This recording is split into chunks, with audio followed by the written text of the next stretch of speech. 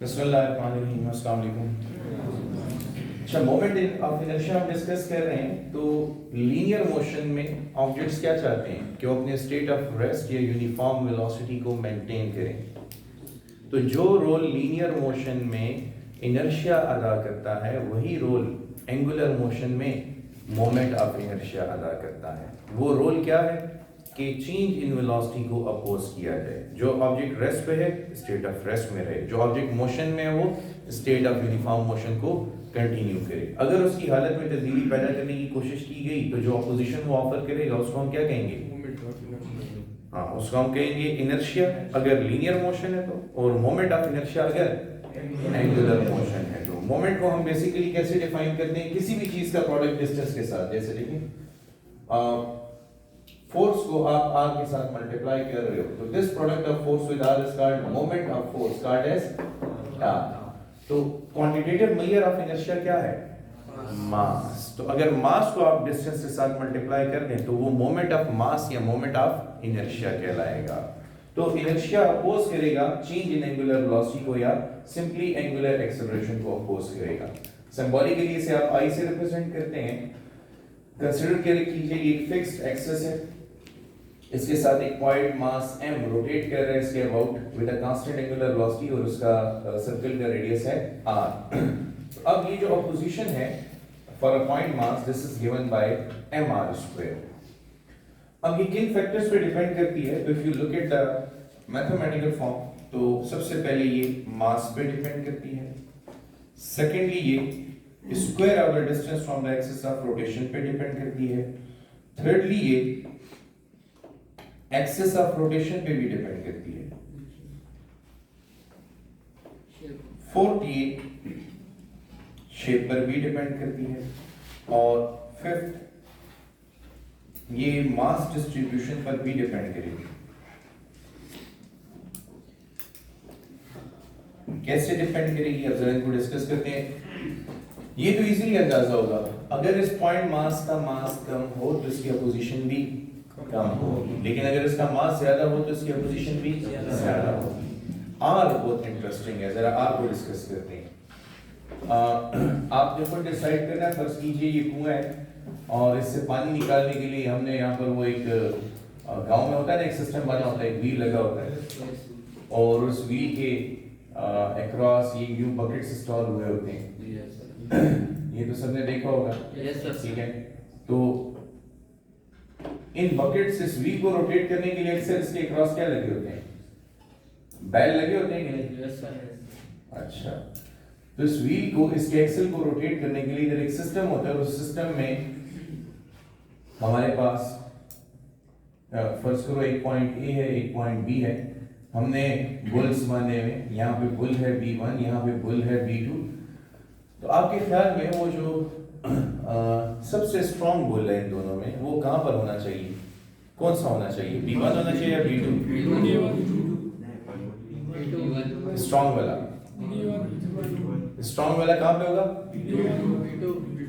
Strong वाला B2 पे होगा। कुछ बच्चे कह रहे हैं B1 पे होगा।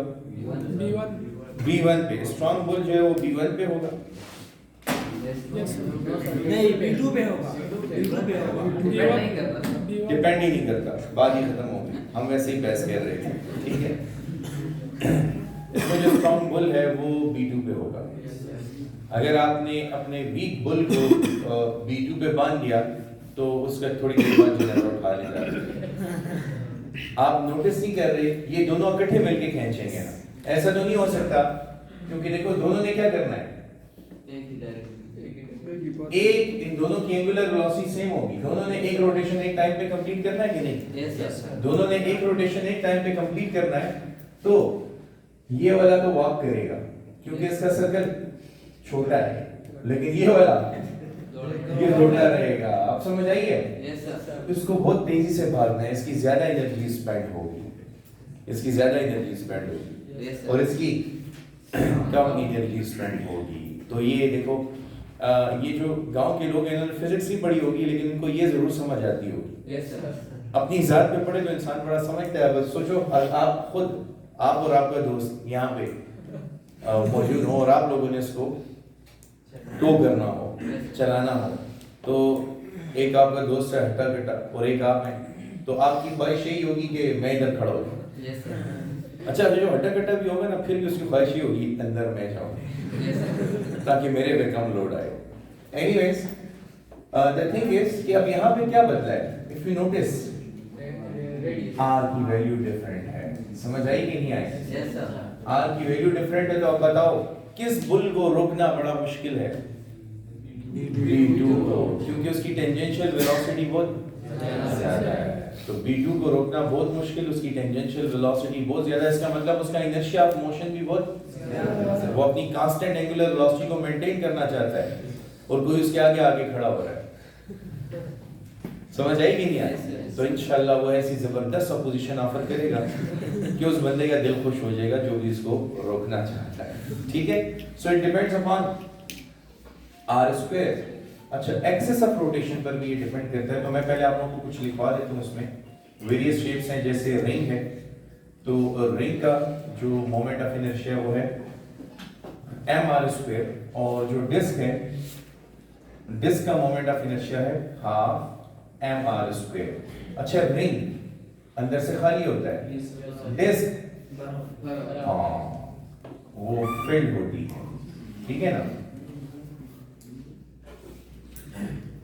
तो रिंग जैसे साइकिल का टाइप, रिंग जैसे बैंगल्स, ठीक है, और डिस्क जैसे कैरम डिस्क, कैरम बोर्ड खेला है ना, carrom disc, it is all filled from inside, ये अंदर से सारी फिल्ड होगी। ठीक है, इसमें अंदर भी मास होगा, लेकिन ये रिंग अंदर से हॉलो होता है। ठीक है, अब आप यहाँ पे क्या नोटिस कर रहे हो? एक बात याद रखो, मैं जब दोनों को कंपेयर करूं तो दोनों के मासेस, दोनों के रेडियाई भी सेम होंगे। ठीक है, और इनका जो एक्सिस है ये middle axis, axis of rotation यूं है। ठीक है, इसके सेंटर से पास हुआ है अबाउट हॉरिजॉन्टल। अब आप क्या नोटिस कर रहे हो कि डिस्क का मोमेंट ऑफ इनर्शिया हाफ है एज कंपेयर टू रिंग। ये 0.5 है ना, हाफ है ना, एज कंपेयर टू रिंग। क्यों? दोनों के मासेस सेम है। तो एक बात नोटिस करो कि अगर मैं ये रिंग को जरा 2D में कन्वर्ट कर देता हूँ, रिंग ड्रॉ करने का तरीका देखा है मेरा? एक सर्कल ड्रॉ करो और उसके बाहर कोड ड्रॉ कर दो, थोड़ा सा इधर करके, समझ आई? अब रिंग में खासियत ये होगी कि रिंग का जो सारा का सारा मास है वो कहाँ पे होगा? रिम्स में होगा। इस रिंग का सारा मास इस एक्सटर्नल रिम में होगा। तो रिम में होगा तो यहाँ पे मास डिस्ट्रीब्यूशन यूनिफॉर्म है। हर डिस्टेंस पर मास, हर रेडियस पर मास डिस्ट्रीब्यूट हुआ है। देखो मास इधर भी है, इधर भी है, इधर भी है, इधर भी है, इधर भी है, इधर भी है, इधर भी है। Yes sir. लेकिन यहाँ पे जब आप देखते हो तो दरमियान में कोई मास है? No sir. सारा मास रिम में चला गया। Yes sir. जब सारा मास रिम में चला गया तो रिम बहुत थिक होगा। Yes sir. अब देखो इस मास का आर बहुत ज्यादा है और इस मास का आर एवरेज आर होगा, यस सर। क्योंकि कुछ सेंटर के करीब है और कुछ सेंटर से दूर है। समझ आई कि नहीं आई? Yes sir. तो आर बड़ा होने की वजह से क्या हुआ? मास डिस्ट्रीब्यूशन इसकी ज्यादा है या इसकी ज्यादा है? इसकी ज्यादा है। इसका मास यूनिफॉर्मली डिस्ट्रीब्यूट हुआ है हर जगह पे, लेकिन इसका मास सिर्फ कहां पे है? रिम्स में है। तो इसका मोमेंट ऑफ इनर्शिया भी ज्यादा हो गया, इसका मोमेंट ऑफ इनर्शिया भी ज्यादा हो गया। तो फायदा क्या हुआ? अब अगर ये मोशन में आ गया, अगर ये मोशन में आ गया तो ये अपने यूनिफॉर्म मोशन को कंटिन्यू करेगा। तो जब आप साइकिल चलाते हो तो साइकिल में रिंग है ना, तो किसी ने कभी ये सोचा कि ये रिंग्स क्यों बने हुए हैं, ये फिल्ड क्यों नहीं है सारा अंदर से? क्योंकि आपने नोटिस किया होगा साइकिल के टायर में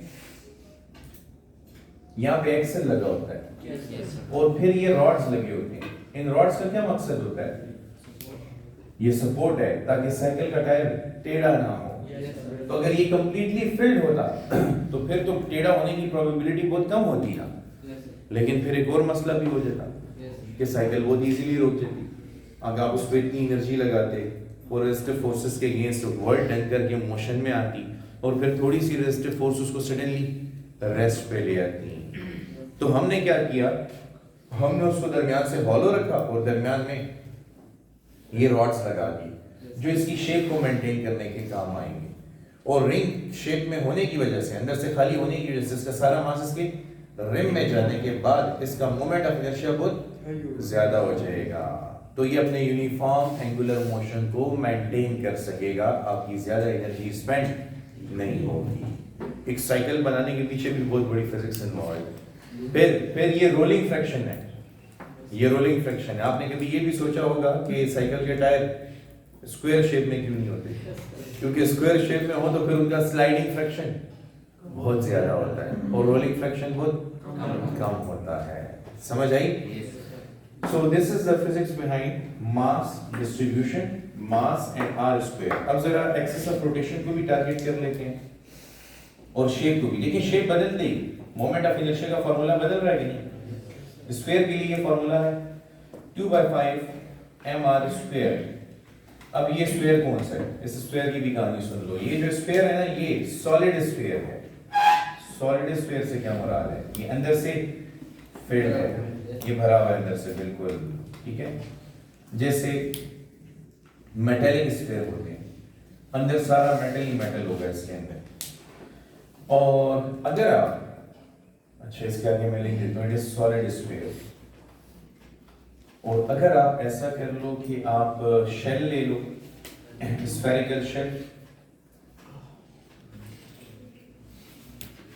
तो उसका मोमेंट ऑफ, ये तो 2/5 है, ये 2/5 है और इसका 2/3 mr स्क्वायर है। 2/3 mr स्क्वायर, ये अंदर से खाली है, ये थिन शेल है खाली, इधर से खाली है। और ये याद रखो, ये स्क्वायर है फुटबॉल की तरह, बिल्कुल फुटबॉल अंदर से खाली होता है ना, इट इज दैट शेप। तो ये शेल होगी। तो अब आप देखिए शेप्स के साथ या मास डिस्ट्रीब्यूशन के साथ मोमेंट ऑफ इनर्शिया बदल रहा है कि नहीं बदल रहा है? तो हमने यहाँ पे ये फैक्टर में मेंशन किए हैं, shape, mass distribution, r square या मास। और अब एक्सिस ऑफ रोटेशन के लिए मैं आप लोगों को बता देता हूँ। एक्सिस ऑफ रोटेशन में देखिए आपके पास अगर रॉड ले लिया जाए दो पोजीशंस में, दो एक्सिस लेके, तो एक रॉड आपके पास ये वाला ले लिया जिसका एक्सिस ऑफ रोटेशन यहाँ पे होगा, हाँ दरमियान में, और दूसरा रॉड ये वाला ले लें, हाँ जिसका एक्सिस ऑफ रोटेशन बिल्कुल एक एंड पे चला जाएगा। अब इसके अबाउट ये रोटेट करेगा। तो इधर देखो, इधर मास डिस्ट्रीब्यूशन बहुत ज्यादा है कि नहीं? सारा मास एक्सिस ऑफ रोटेशन से दूर है और यहाँ पे जितना इस तरफ है उतना इस तरफ भी है। इसका अगर मोमेंट ऑफ इनर्शिया देखो तो कम है, हाफ 1/12 mr स्क्वायर है, और इसका 1/3 mr स्क्वायर, इस वाले का 1/3 mr स्क्वायर। तो एक्सिस ऑफ रोटेशन शिफ्ट करने से भी मोमेंट ऑफ इनर्शिया चेंज हो जाता है। तो इसको रोटेट करना आसान होगा या इसको? ऊपर वाले को, ये हमने हाथ में पकड़ा रॉड और आराम से ऐसे रोटेट कर लेंगे। लेकिन जिस रॉड को इधर से पकड़ेंगे उसका सारा मास हमने लिफ्ट किया हुआ है, तो बहुत ज्यादा पोजीशन ऑफर करेगा अपने हालत में तब्दीली के लिए, ठीक है ना। इसको मेरे पास पहले मीटर रॉड होता था क्लास में, तो उसमें बड़ा आसान होता था कि मीटर रॉड को सेंटर से पकड़ के रोटेट करना आसान है, लेकिन एक एंड से पकड़ो तो फिर बड़ा मुश्किल हो जाता है। सो ये आपके पास मोमेंट ऑफ इनर्शिया की सारी कहानी हो गई। यहाँ पे कोई डाउट? अच्छा, अब मुझे ऐसा करें, यहीं पे बता दें कि what is the unit of moment of inertia? The unit is kilogram metre square. You should memorize it in the other way as well, क्योंकि डायरेक्ट तो पता चलता है I is equal to mr square, तो unit होगा kg metre square, लेकिन indirect way the opposite, kilogram metre square किस चीज का यूनिट है? मोमेंट ऑफ इनर्शिया का यूनिट है। तो ये चीज याद रखनी है, ठीक है? क्लियर सबको? Yes, sir. इसको स्टॉप कर दो।